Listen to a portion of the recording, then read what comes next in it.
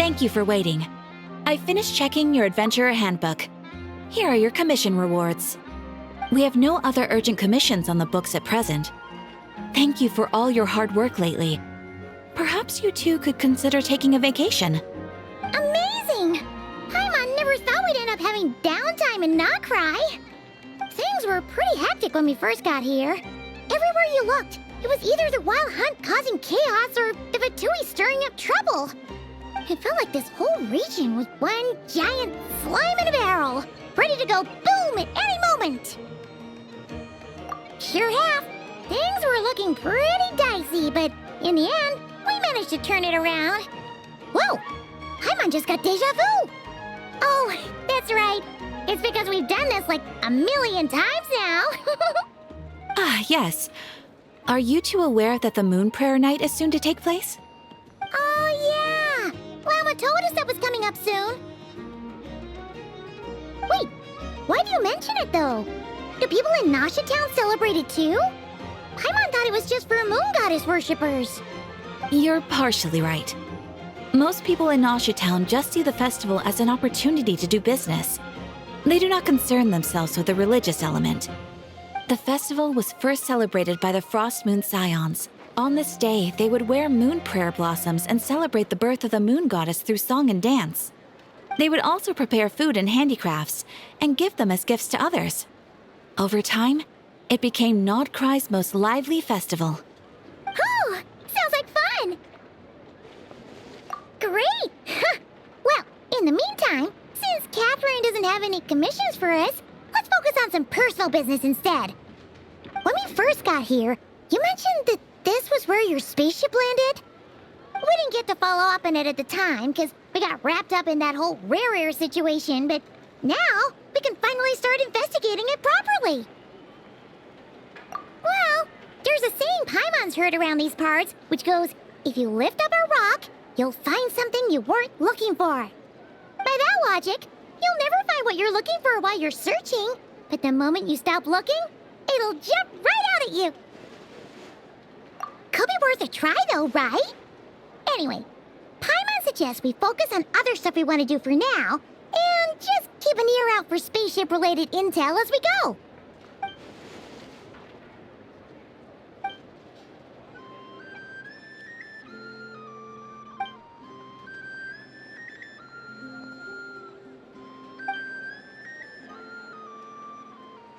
What's wrong? You look super serious all of a sudden. Huh? Paimon gets why you'd be concerned about Columbina, but what does the doctor have to do with anything? Oh, that's true. And now that you mention it, we're definitely overdue for a showdown with the Fatui. It is weird that he hasn't shown himself this whole time. What could he be up to? True. Paimon would much rather deal with Marionette anyway. She says the meanest things, but when it comes down to it, she doesn't seem like a bad person. Maybe it's the pressure of being a Fatus? Especially as a Harbinger. Does she feel like she's gotta act tough to keep up appearances or something?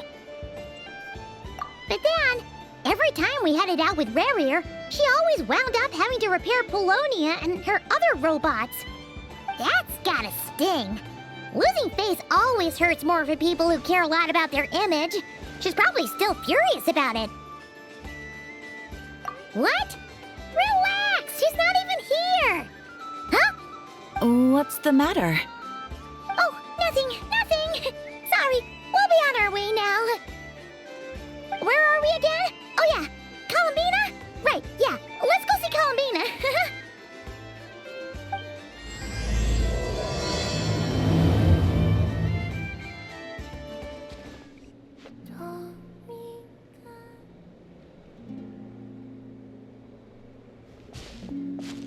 Hey, she's sitting up!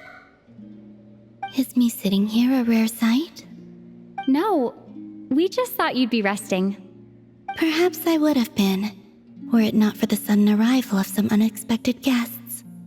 Not that I consider it a disturbance. After all, you are the only ones who are free to enter. Would it not be a little unfriendly of me to lie down while we speak? I didn't realize you put so much thought into little things like that.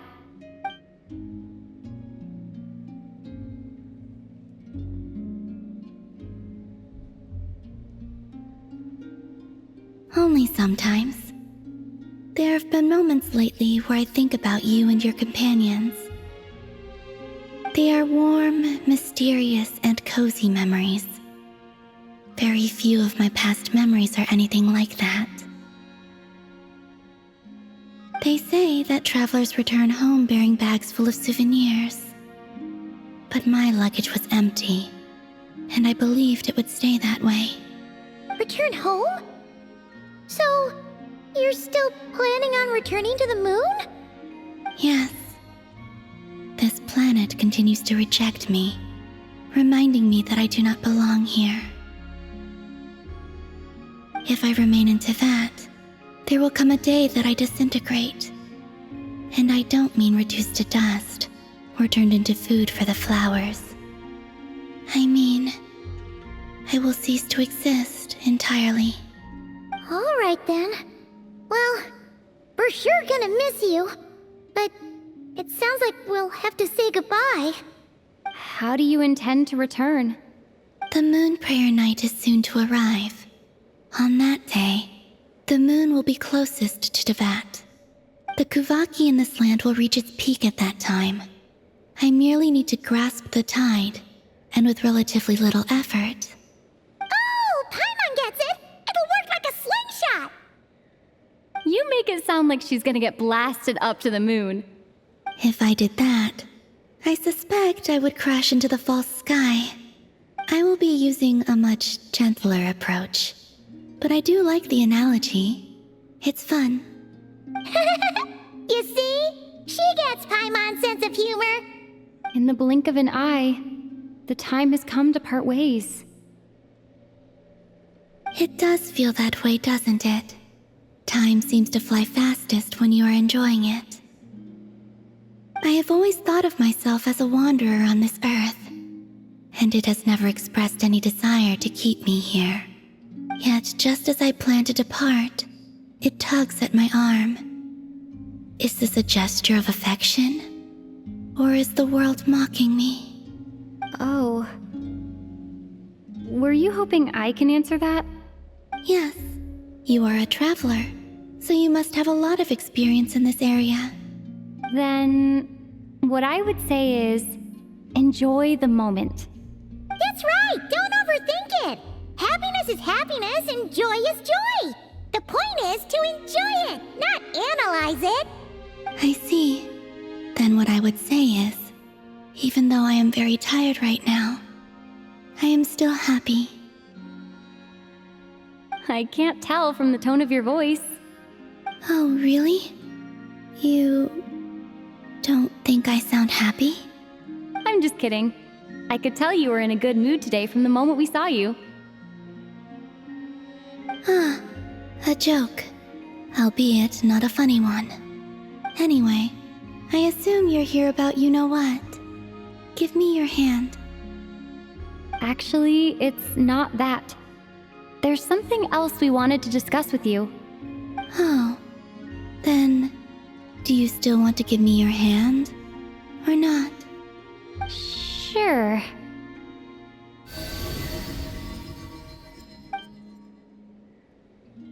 Thank you. So, I've heard that in the moon prayer nights of the past, people here would hold celebrations in the moon goddess's honor. Since you helped so much in our fight against the Reihir of Solnari, I think you deserve a farewell party before you return home. I haven't asked everyone else for their opinions on this yet, but I'd like to invite you to join the upcoming moon prayer night. I've never joined a moon prayer night before. I'm not sure what I would even do. Oh, don't worry about that! We take care of everything! All you need to do is show up. Of course, there's no need to force it if you're not feeling strong enough. It's just, this kind of felt like a golden opportunity. But they call me Kutar, and the Fatui have an arrest warrant out for me. I shouldn't appear in public right now.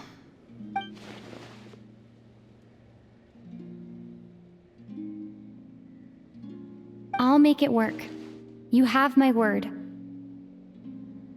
Yeah, we got your back! Well, she does. Paimon's actually not too sure what she's planning. All right, if you're sure. I will not refuse your invitation. I suppose it wouldn't hurt to pack a few more sights from this world into my suitcase before finally learning what my homeland looks like. Oh, if you see Lauma, please tell her that my answer to the question she asked me is neither yes nor no. Rather, it is, there is no need. That was kinda cryptic, but sure. Guess it's between the two of you. We'll pass along the message. Bye for now!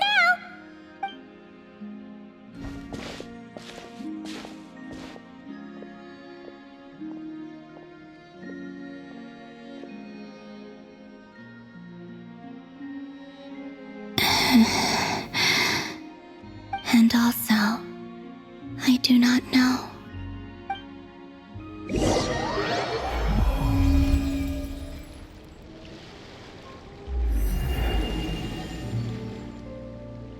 Since she's agreed to join the festival, let's go see who else wants to take part. Lauma's gotta be the person most familiar with the Moon Prayer Night. We should start with her. Also, what exactly is your plan to keep her safe? Not sure yet. I'll figure something out. What? Are you serious? And Paimon even gave you her vote of confidence back there! When did you become so sneaky?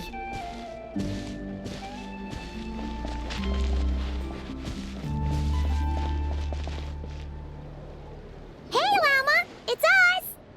Huh? Varka? What are you doing here? Beats me. I had a bit too much to drink last night, and when I woke up, I was on Hisi Island. Mr. Varka is helping to oversee Nasha Town's preparations for Moon Prayer Night. He is here to go over some details regarding the decorations and custom cloth designs. Right, yeah, that too. What do you mean, that too?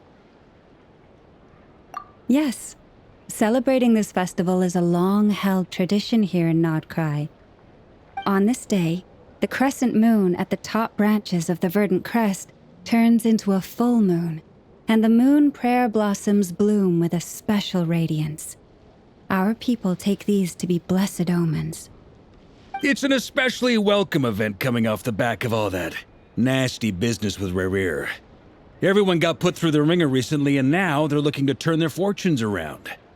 The big shots in town all agree that a big, lively celebration is just what we need to rebuild people's faith in this place. No wonder Catherine said the people weren't so bothered about the religious element. That's right. It's become more of a local custom by this point. The celebrations have little to do with whether the religious stories behind this event are true or not. Even the Frost Moon Scions are eagerly awaiting the coming of Moon Prayer Night, despite now knowing that their past beliefs were founded on a falsehood. That's fair. It's a bit like the lantern ride in Liyue. It's a chance for people to enjoy themselves, not debate the existence of the Adepti. Oh, one other thing! We just went to see Columbina. We went ahead and invited her to take part in the festival this time. Hope it's okay. Wait, so... you mean she agreed to it? Huh. That's quite a surprise. Then, I suppose that she intends to return to the moon on that day. Oh yeah! It's kind of a complicated process, but basically, it's like a slingshot. I understand. In truth, I had a feeling that she might make such a decision. Well, if Kuthar has decided to participate in the festival, we should prepare accordingly. Yeah, exactly. She was saying how it could be risky for her to show her face in public. We were wondering if there was any way we could hide her.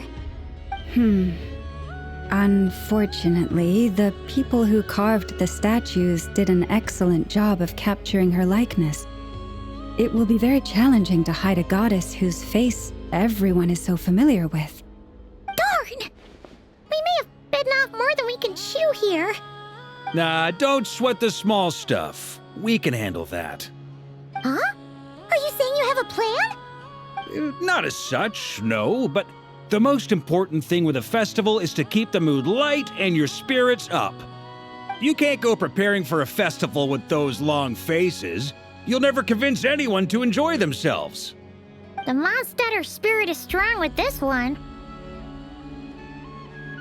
As it happens, I agree with Mr. Varka. Let's start by making our appreciation for Kutar the beating heart of the festive atmosphere. And who knows? Once we get the ball rolling, perhaps everything will just fall into place. Hey! Did you catch that? Llama said the thing! Or close enough, at least. I'm looking forward to the Moon Prayer Night already. We have a festival in Mondstadt called Windbloom, and you can always tell which couples are celebrating it for their first time by the smiles on their faces. Big, beaming smiles like their whole face is glowing. And I have a feeling we'll get to see that same smile on the Moon Goddess's face at this festival. Not quite the same, surely. Anyway, I'll take care of business in the city, but I'll have to leave the decor up to you and the Frost Moon Scions. No one else can capture that traditional aesthetic quite like you guys. But lastly, there's the final key element that brings the festival to life. Companionship. Before you leave, let me show you something that we've been preparing. Mr. Varka had asked to see it already, so you may as well tag along. Also, I have some further questions about Kutar's decision.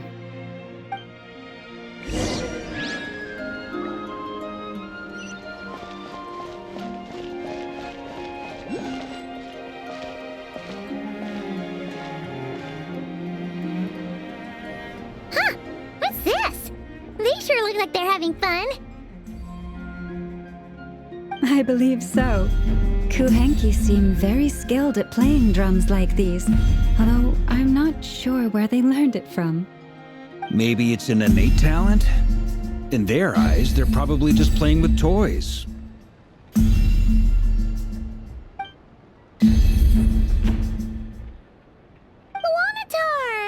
You want to play too?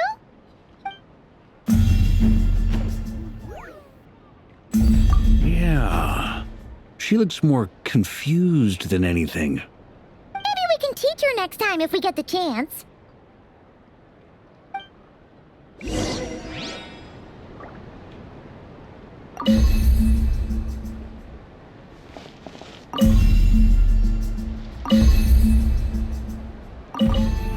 Everyone seems hard at work. They're preparing items for Moon Prayer Night. For instance, the sculpture being made over here, Mr. Varka and I were just finalizing the details of where it will be placed. Ah, there she is. I didn't know the finished article would be so large. Not to worry, though. All the necessary arrangements have been made. Just let me know once it's ready, and I'll get some people to ship it over. You have my thanks. And over here, we are preparing a very traditional confection. Oh, look at all these colors! It looks great! Can Paimon try one? Of course. I have a feeling you'll like it a lot. You bet! Sweets and treats are Paimon's favorite! If you included those in the Feast of the Moon, I bet Paimon would have joined the Frost Moon Scions by now. There will also be verdant crests like this present in Nasha Town during the festival. The timing of Moon Prayer Night is not completely set in advance. We make a rough estimate, then observe the changes in the verdant crests and moon prayer blossoms to guide us. As such, the wait itself is a fun feature of this particular festival.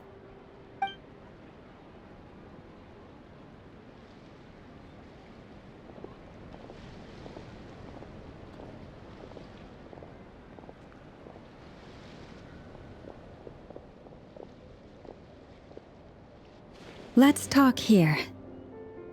To tell the truth, I am very surprised to hear that Kutar is willing to participate in the festival.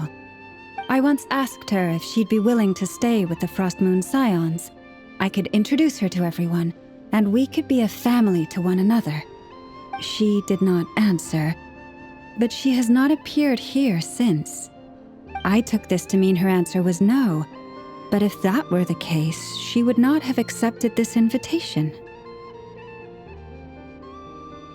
Ah, I see. Maybe she is right. Maybe the Frost Moon Scions of today no longer need a moon goddess. But my wish was not for her to come here and be worshipped as a deity. I simply wanted to offer her a place to stay. I'm sure she believes that showing herself here might invite Fatui intervention, and as such she does not wish to cause us trouble. But what really pains me about all this is that this is her birthplace. She ought to belong here, yet no one has been able to grant her shelter. I think I'm qualified to weigh in here. When someone's about to depart on a long trip, what they need is blessings, not burdens. We should wish her the best, not make the journey harder than it already is. Anyway, she's agreed to attend, hasn't she? All we need to do is simply respect her decision. I see your point. Yes, she will soon depart after all. Our job is to leave her with some happy memories. Besides, who's to say her journey to the moon is a one-way trip? It's not like she can't come back and visit if she wants, right? Paimon agrees wholeheartedly. Festivals are all about having fun, so let's keep it simple. All right, I'm gonna head back to Nausea Town soon. Want to come with? I'm guessing you have some other folks to visit there. Sure thing, let's go! Bye for now, Wilma! Thank you all. Goodbye.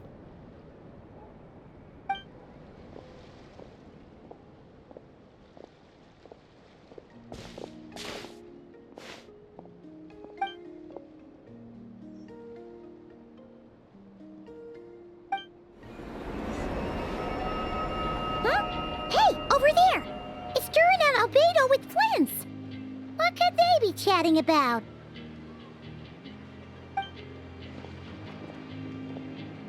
Your guess is as good as mine. Ah, Grand Master, and the Traveler and Paimon. Hello there. It's been a while. Perfect.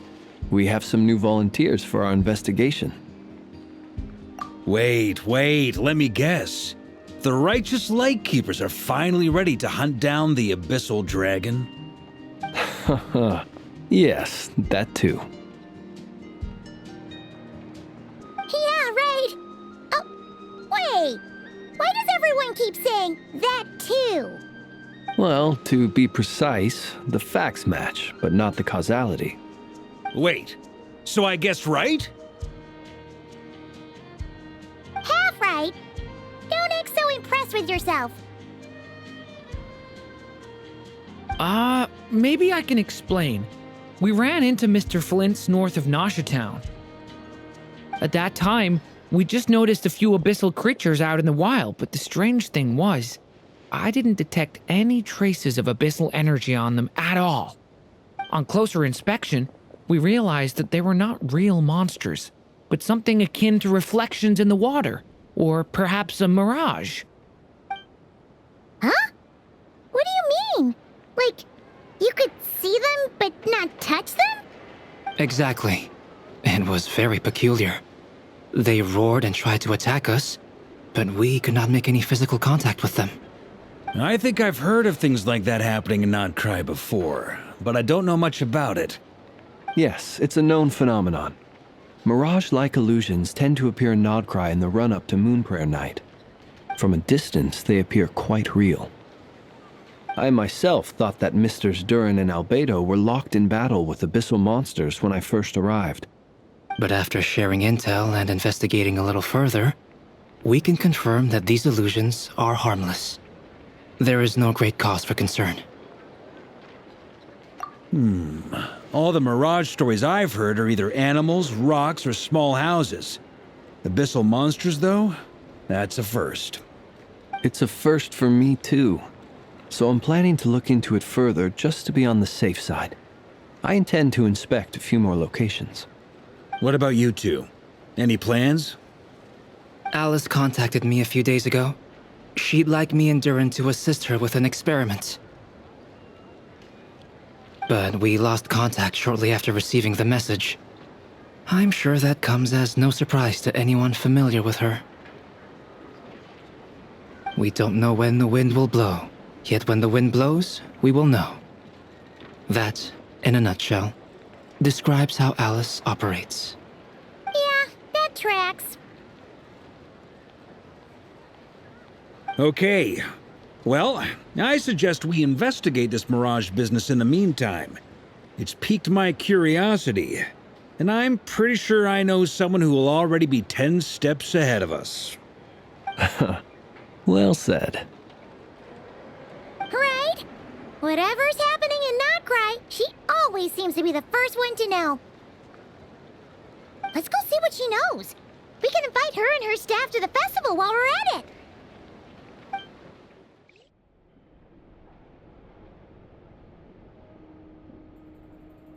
You're right, I have noticed.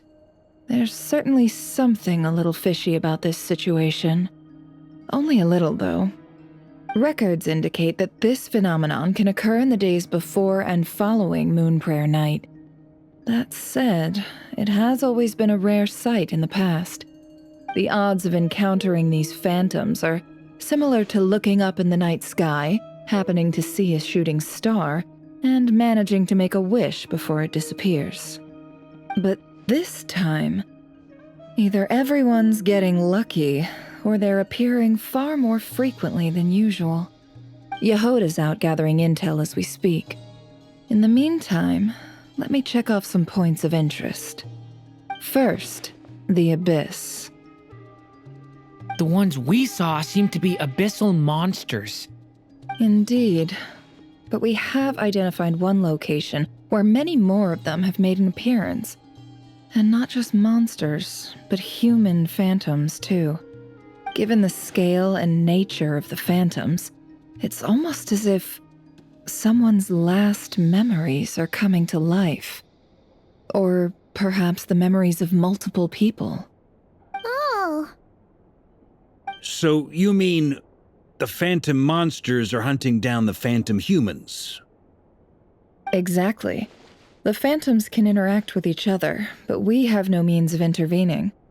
In addition, some of the human phantoms would seem to be from the very distant past. This is clear both from the clothing they wear and the stories they tell.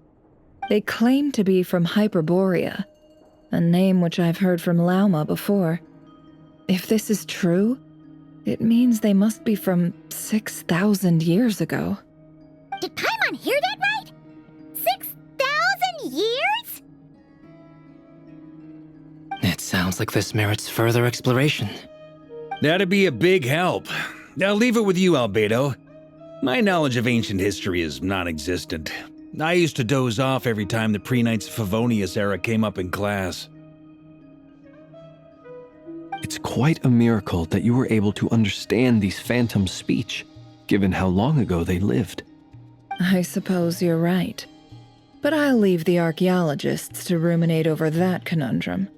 As an intelligence broker, my sole interest is in the value of the information I gather. Which, in this case, hopefully means earning myself some good favor with our dear Lady Moonchanter. So calculating.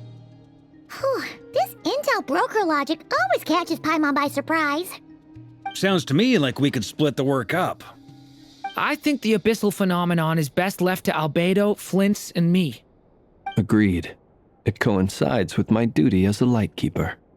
For my part, I'd like to understand the abyss better. Even a little knowledge would go a long way. This is certainly a rare opportunity to study the abyss. But even rarer, perhaps, is the chance to make contact with the ancients. The Curatorium will take the lead on investigating the Hyperboreans. We put in the work to learn what we know so far. It seems only fair that we get some quantity of exclusive intel. That just leaves our trusty team of 2 unassigned. Since you became an honorary knight, of course. This was part of my grand plan all along. Ha ha ha! Oh yeah! By the way, we managed to convince Columbina to come to the Moon Prayer Night celebrations. Would you and Yehoda like to join too? She agreed to that? Huh. Quite an achievement. Never underestimate the traveler, I guess.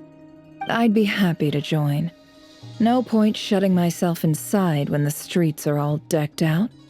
I doubt any clients will be visiting during the festival in any case.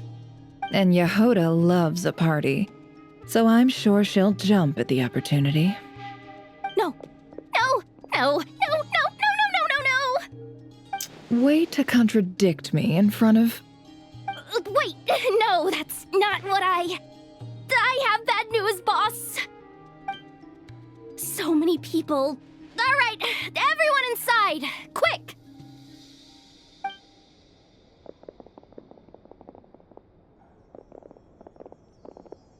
This is gonna sound crazy, but hear me out. I saw one of those phantoms at Star Sand Shoal, and it was some sort of flying ship. Like a spaceship?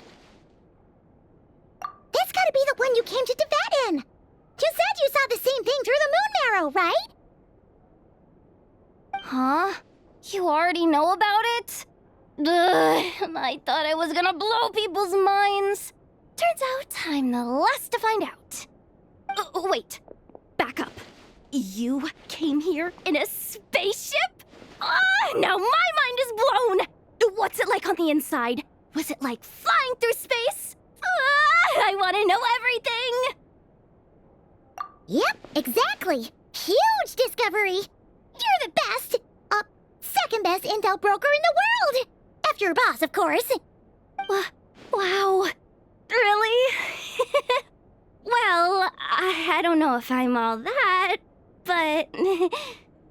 I guess that decides where we're heading next. Come on, don't look at me like that. I know the spaceship doesn't have anything to do with me, but you don't want to leave me as the only one twiddling my thumbs, do you?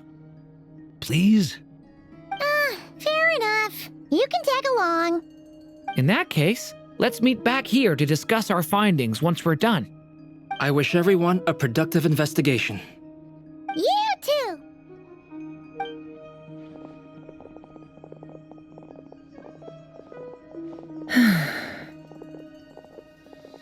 What's up, boss? Aren't we gonna head out? Tell me, Yehoda, when did the curatorium start giving out intel for free? Oh, sorry, boss.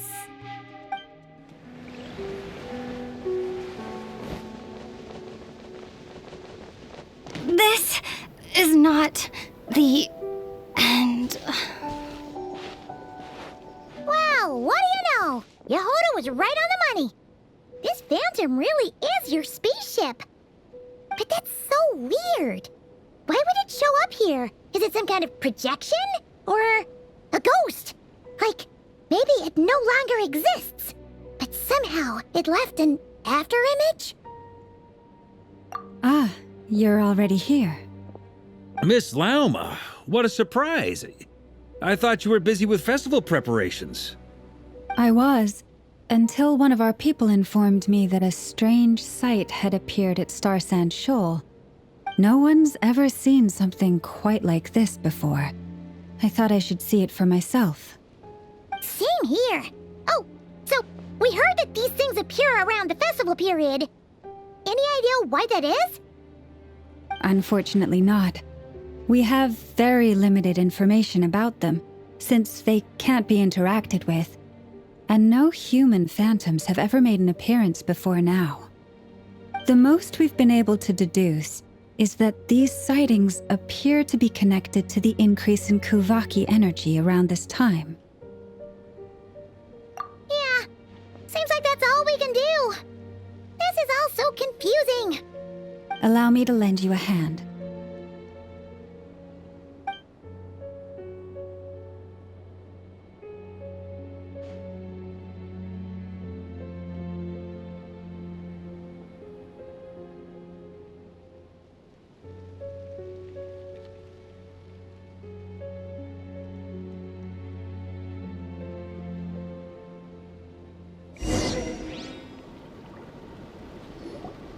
Everyone, our friend here should be able to provide us with some information.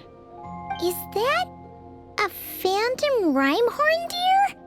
I've heard about how the Frost Moon scions live in harmony with the animals and can even communicate with them. That's coming in handy now, for sure. Okay. Yes, I understand. Then how about this?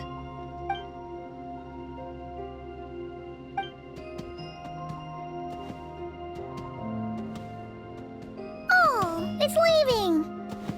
It appears to share our curiosity about this giant spaceship, so I asked it if it wouldn't mind investigating along with some friends. In return, I told it about some nearby spots where the wild fruit grows abundantly. We may live in a different era from these phantoms, but I trust that the terrain, climate, and ecology here are more resistant to the effects of time than some things are. Let's give them a moment and hope for the best.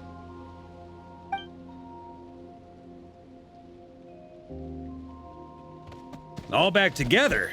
Must have been a lot of fruit. Indeed. Now let me ask them some questions.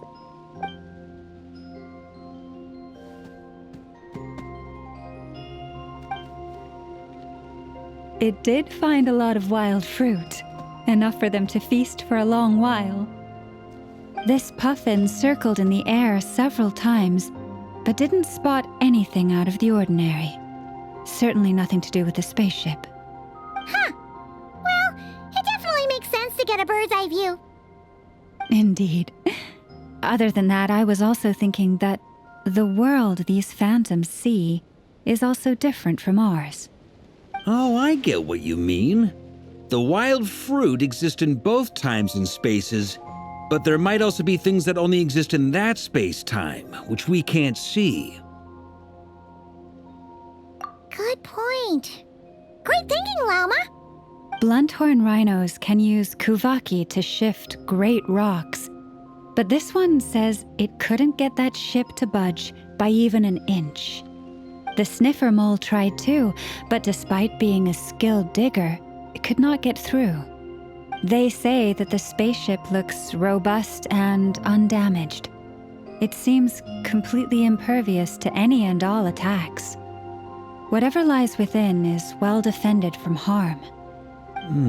So, just like us humans, there was nothing they could do about this spaceship either. Yes, still, they deserve our thanks. We are grateful for all your efforts, dear friends. Now go, and enjoy your feast. I've noticed some other human phantoms gathered nearby. Come on, let's go talk to them.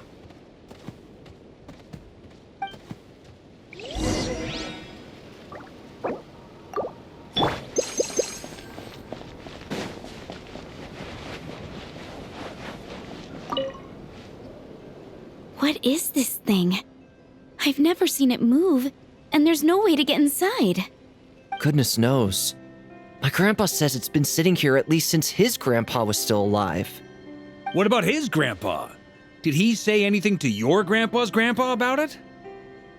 Huh? I don't know.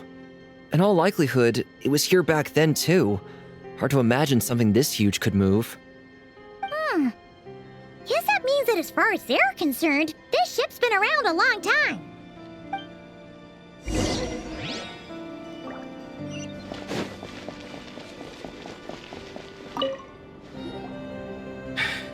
Come on, brothers. If we can get even a small chunk off of this thing, it's gotta be worth a fortune. Today is the day we strike it rich. Huh? You mean Paimon? Yes, brother, I shall join you. Let's make our fortune. We should go with them. What the? This thing is crazy tough. I can't even scratch it. What's it made of? Sorry, brother. Looks like we'll have to seek our fortunes elsewhere. Enjoying yourself? I was just seeing if I could influence this phantom's perception by playing. But nope, no dice.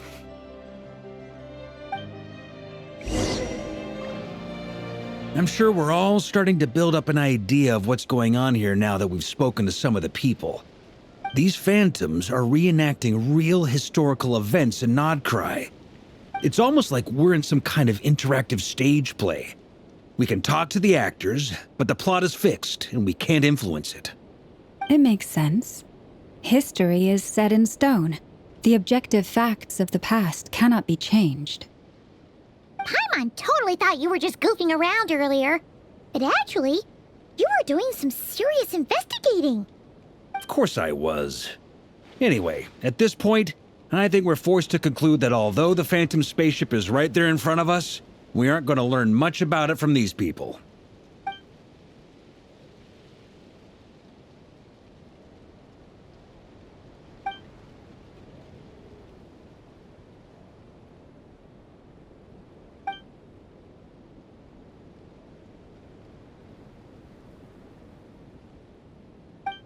Don't be discouraged. If nothing else, this is proof of the ship's existence. And think about it. So many people tried to hack their way inside, but no one could get the door open. It's made of very tough material. To me, that says that we'll either find the ship itself or the story behind it. It's just a matter of time. Huh. Every now and then, when Varka gets serious, he actually does seem like Grandmaster material for once. I wonder how the others are doing. Let's head back for now. Sounds good. Also, drinks are on me if Team Knights of Favonius is the first to finish. Wait, we have a team name now? Am I in Team Knights of Favonius as well? You're very welcome to join. We've even got a cathedral ready for you. Isn't that technically blasphemy? You wouldn't dare make a joke like that if Barbados was in earshot. Nah, I'm sure Barbados doesn't mind a little harmless blasphemy once in a while.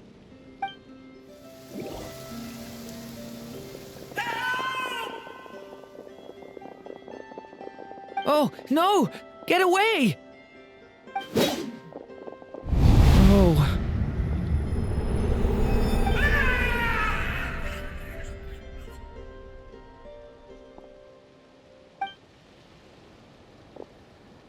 I know it's hard to stomach, Mr. Duran. But as I'm sure you've noticed, there is nothing we can do to intervene in that which unfolds before us. But we have to at least try. And try you have. But are you aware of how many unsuccessful attempts you've made now? I wasn't keeping count. I'm afraid this is the 39th failure so far. Or the 5th if we're only counting this particular victim. There are no indications that these phantoms may be altered in any way. You seem to have calmed down a little. I'll make us a fire.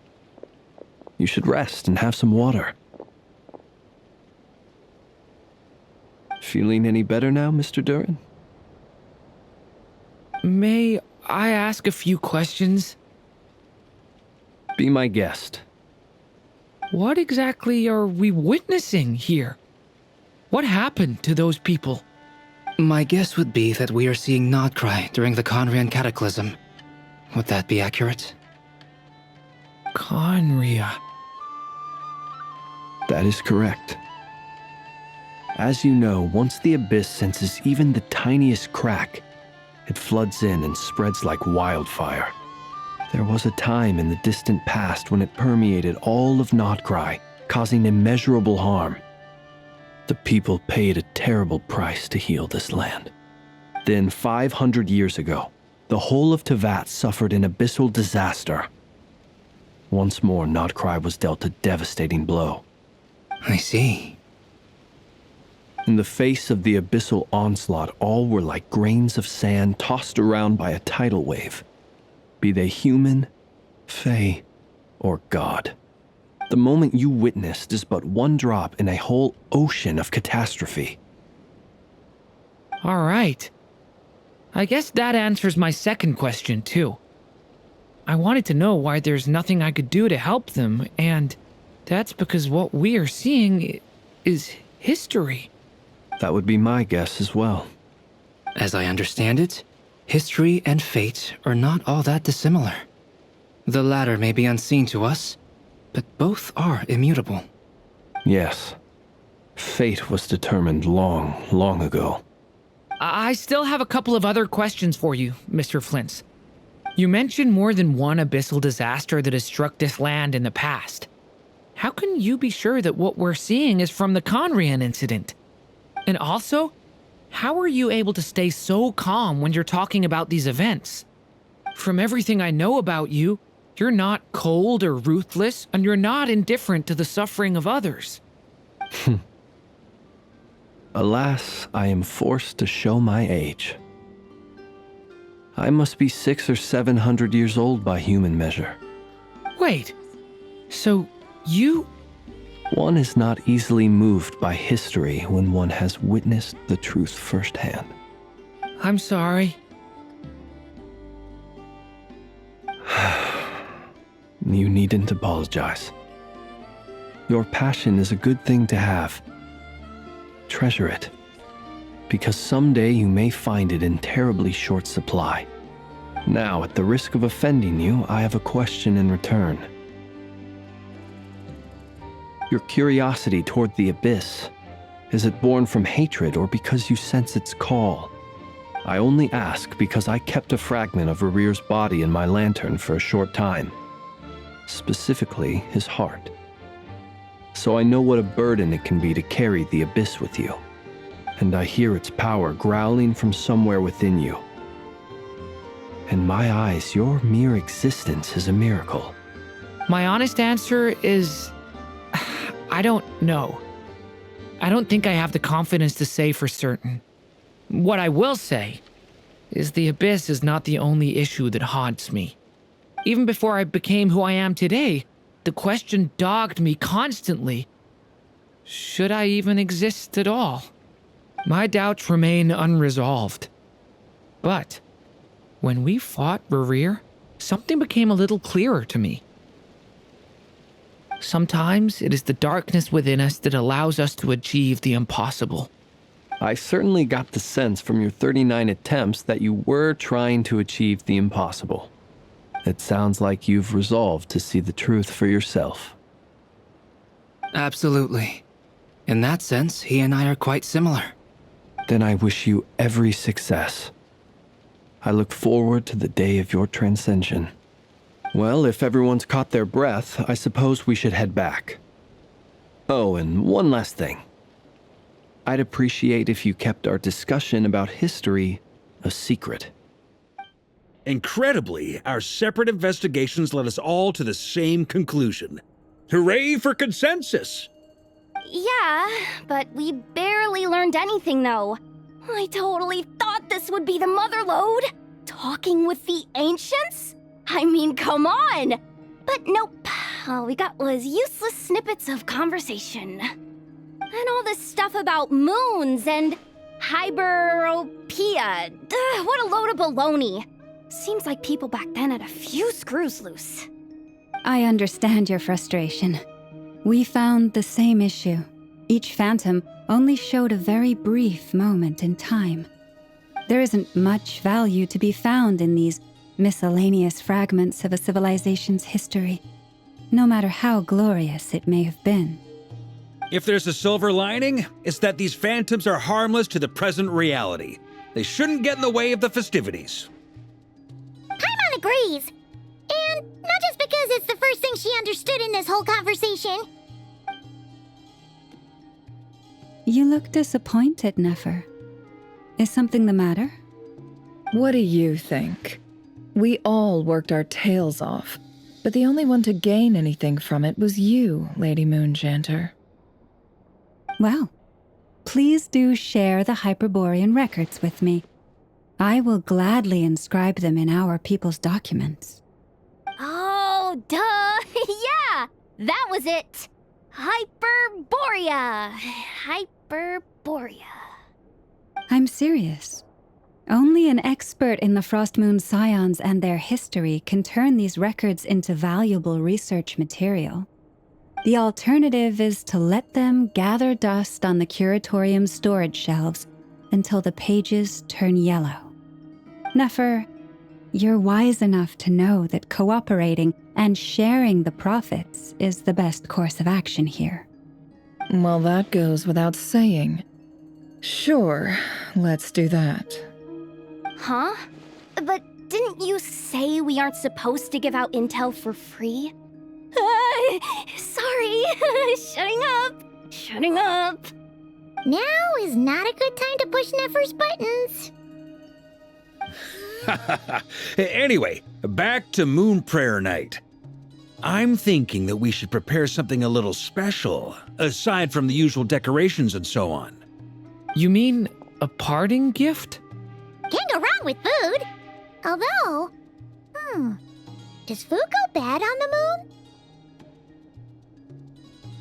Perhaps a lantern would be a better choice. It might be dark up there. It could prove difficult to light a lantern on the moon. Magical stones might serve that purpose better. What about a clockwork mecha model from Fontaine? I've got a whole bunch at home. I use them for fighting practice in my free time. None of these sound like things she would be even remotely interested in. But we don't interact with her enough to know what she likes. Yeah. It would really save us the guesswork if someone could find out what she's into. Wait, what the? Traveler? They're all looking at you. Great! Haha, problem solved. Now, I need to stop by Dory's. Gonna need her help sourcing a bunch of stuff for the festival. Then let's leave it there for now. We all have our own business to attend to. Traveler, if you find out what Kutar likes, let us know right away.